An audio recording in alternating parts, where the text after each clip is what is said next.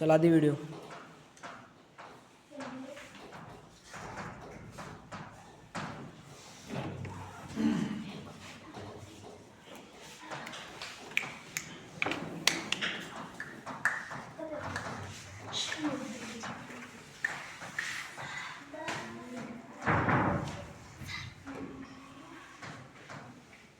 हाँ जॉइंट यहाँ से स्टार्ट हो गया। प्रत्येक टेंस के चार चार भाग होते हैं। Number 1 indefinite, number 2 continuous, number 3 perfect और नंबर 4 परफेक्ट कंटिन्यूअस। चाहे प्रेजेंट के हो, पास्ट के हो, फ्यूचर के, इनके आगे यदि हम प्रेजेंट लगा देते हैं तो ये सारे भाग प्रेजेंट के बन जाएंगे। यदि इनके आगे हम पास्ट लगा देते हैं तो ये सारे पार्ट पास्ट के बन जाएंगे, और यदि इनके आगे फ्यूचर लगा देते हैं तो ये सारे फ्यूचर के बन जाएंगे। फुल टेंस 12 बन जाएंगे। तो क्या बन जाएगा हमारा? Present indefinite, present continuous, present perfect, present perfect continuous. तो सबसे पहले जो हमारा टेंस स्टार्ट होगा वो हमारा होगा present indefinite tense. Present indefinite,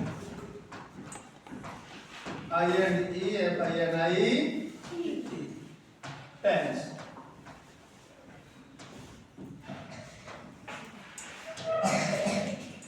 तो पहला टेंस कौन सा स्टार्ट होगा हमारा? Present indefinite tense. तो प्रेजेंट इंडेफिनिट इनको पहचानेंगे कैसे हम? इनको पहचानेंगे कैसे? ये प्रेजेंट इंडेफिनिट है, प्रेजेंट कंटीन्यूअस है, प्रेजेंट परफेक्ट है। नाम तो सेम टू सेम हो गए, लेकिन इनकी आइडेंटिटी है सबकी अलग अलग होती है। प्रेजेंट इंडेफिनिट की आइडेंटिटी क्या है? प्रेजेंट इंडेफिनिट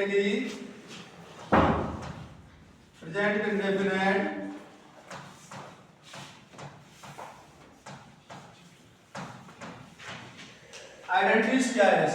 पहचान क्या है? पहचान क्या होगी इसकी? पहचान होगी बेटा जिन हिंदी वाक्यों के क्रिया के अंत में, जिन हिंदी वाक्यों में क्रिया के अंत में ता है, ती है, ते है, ताहू आदि शब्द आते हैं, उसे हम प्रेजेंट इंडेफिनिट टेंस कहते हैं। जिन हिंदी वाक्यों के क्रिया के अंत में, जिन हिंदी वाक्यों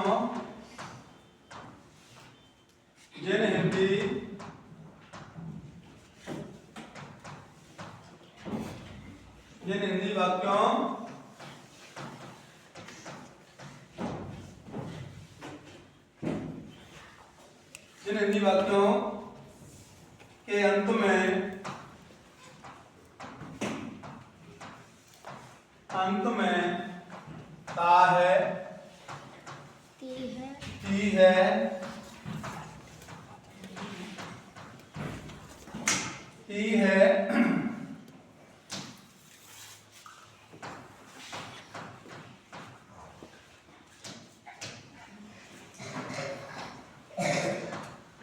ते हैं, ता हूं आदि शब्द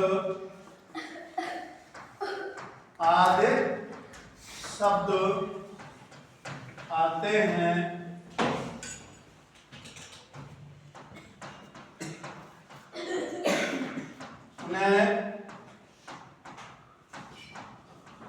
प्रेजेंट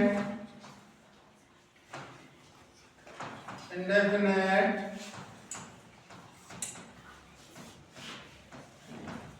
टेंस कहते हैं।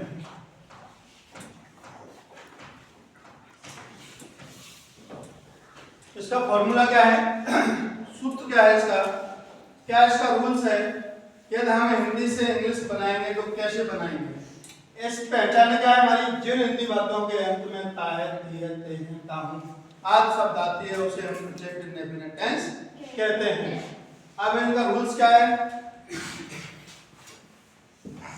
पहचान भी रखो यहाँ और रूल्स भी रखो।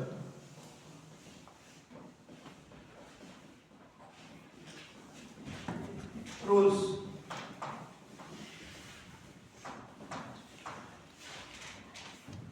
इंग्लिश ट्रांसलेट करने से पहले हमें नंबर्स पता होना चाहिए, singular number, plural number, subject.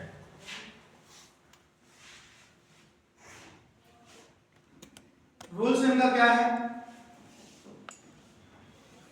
सबसे पहले कर्ता, सबसे पहले कर्ता यानी कि subject plus subject plus first form of verb, first form of verb plus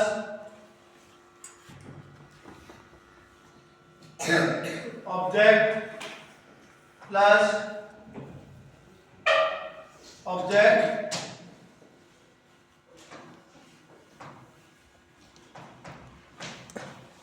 plus other verb, plus other verb. ये थोड़ा आपको कैसा लग रहा है? लॉन्ग रूल्स लग रहा है। इसको हम शॉर्ट में भी कर सकते हैं, subject plus V first plus object plus other. छोटा हो गया। ये समझाने के लिए है। सब्जेक्ट की पूरी स्पेलिंग क्या है? SUBJECT। सब्जेक्ट मतलब विषय भी होता है और सब्जेक्ट मतलब कर्ता भी होता है। फर्स्ट फॉर्म ऑफ वर्ब यानी कि बी फर्स्ट क्रिया की फर्स्ट फॉर्म, ऑब्जेक्ट कर्म, अदर वर्ब अन्य शब्द। ये देखो इसको कहेंगे हम कर्ता। क्या कहेंगे बेटा इसको? कर्ता। इसको हम कहेंगे क्रिया। इसको क्या कहेंगे? क्रिया। और इसको कर्म और इसको अन्य शब्द, अन्य शब्द कहेंगे। और जो स्टूडेंट्स वाक्य में कर्ता क्रिया कर्म पहचानना सीख गया उसके लिए इंग्लिश ट्रांसलेट बहुत इजी हो जाती है। कहते हैं ना कर्ता क्रिया कर्म और ट्रांसलेशन नर्म। कर्ता क्रिया कर्म और ट्रांसलेशन नर्म। लेकिन ये जो रूल्स तुम्हें दिखाई दे रहा है ये हमारा बहुवचन कर्ता का है। एक वचन कर्ता में और बहुवचन कर्ता में डिफरेंस क्या है? एक वचन कर्ता के साथ क्रिया की फर्स्ट फॉर्म में SIS लगाते हैं। एक वचन कर्ता के साथ नोट्स लिख लो यहाँ पर, दोनों का रूल सही हो जाएगा। नोट में क्या है? एक वचन कर्ता के साथ, एक वचन कर्ता के साथ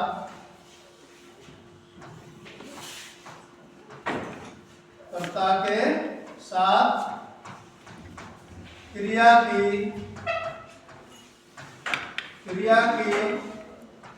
फर्स्ट फॉर्म में, क्रिया की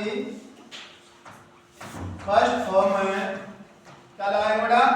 S या ES, S या ES जोड़ते हैं।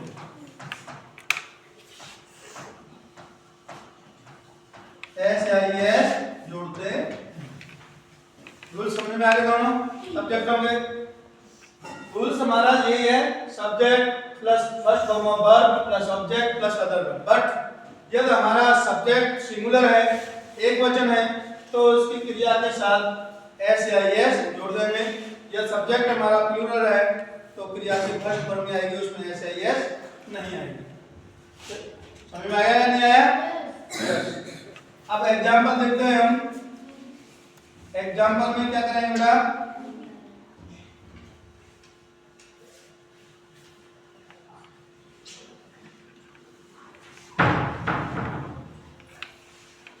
एग्जाम्पल,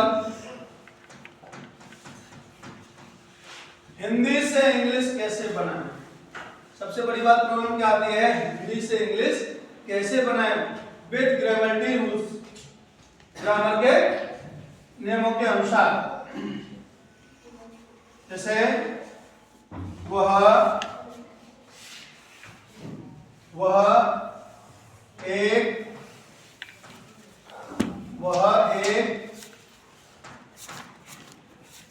पत्र लिखता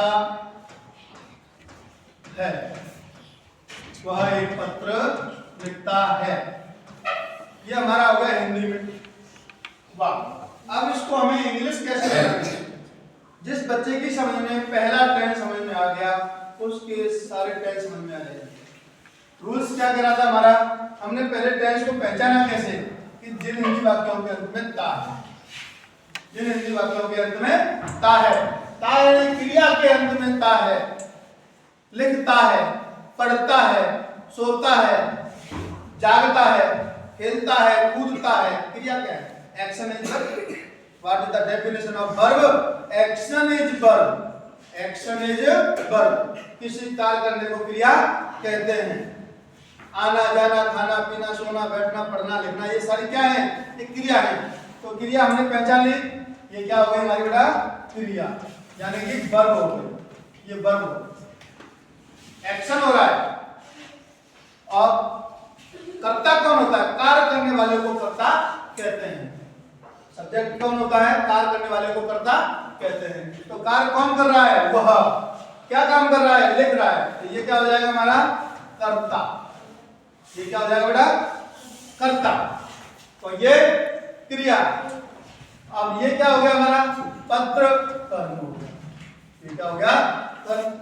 जब हमने ये तीनों चीजों को खोज लिया, कर्ता खोज लिया, कर्म खोज लिया और क्रिया खोज ली, तो रूल क्या कह रहा है हमारा? Subject V first, object other verb.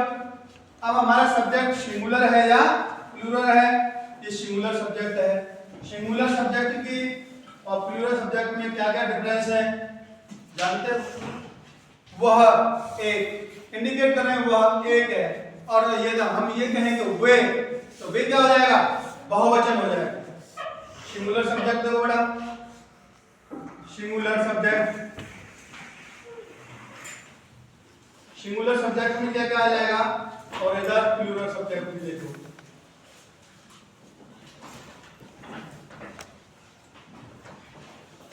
Singular subject और प्लूरल सब्जेक्ट।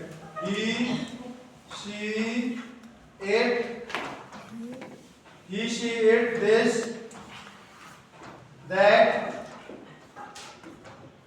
और किसी का सिंगल नेम हो, सिंगल नेम हो, ये हमारे क्या हो जाएंगे? सिंगुलर सब्जेक्ट हो जाएंगे। प्लूरल सब्जेक्ट क्या हो जाएगा? यू, वी, दे,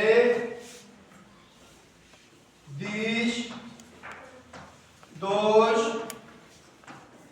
और एक से अधिक नेम हो, एक से अधिक नेम हो, more than one, more than one, ये हमारे प्लूरल सब्जेक्ट हैं। अब मामला आता है, बच्चे कंफ्यूजिंग होते हैं आई पर। मैं क्या है? एक वचन है या बहुवचन? मैं को हम दो प्रकार से यूज करते हैं। बीते हुए समय के लिए सिंगुलर में, और जो वर्तमान में जो चल रहा है उसको हम प्लूरल में यूज करते हैं। ये दूसरे शब्दों में हम ये कह सकते हैं कि प्रेजेंट में आई को बहुवचन मानते हैं और पास्ट में आई को एक वचन मानते हैं। तो समझ में आया कि नहीं आया? अच्छा, तो अब हम ये हमारा सब्जेक्ट क्या हो जाएगा? सिंगुलर। तो वर्किंग इंग्लिश क्या है? ही। अब हमने क्या लिखा था? क्रिया की फर्स्ट फॉर्म में एस या ES. He writes a letter. He writes a letter. ये हमारा हो गया इंग्लिश। ये हमारी हिंदी कि हमने हिंदी से इंग्लिश में किस प्रकार से कन्वर्ट किया ग्रामर के नियमों के अनुसार।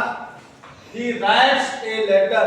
अब आता है कि बच्चे कंफ्यूज हो जाते हैं कि लिखने की इंग्लिश तो राइट है, लेकिन इसमें एस क्यों आया? कि एस हमारा ग्रामर का रूल्स है प्रेजेंट इंडेफिनिट का। यदि सब्जेक्ट हमारा एक वचन है तो क्रिया की फर्स्ट फॉर्म में एस या एस लगाते हैं। ये कितने बच्चों की समझ में आ गया? हैंड्स अप, वेरी गुड, शाबाश। नेक्स्ट हमारा बहुवचन का,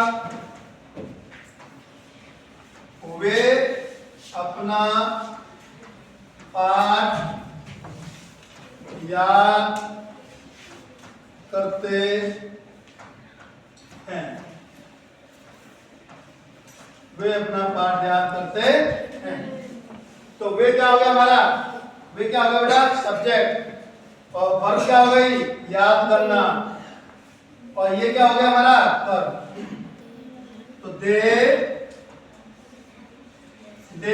learn their lesson, they learn their lesson।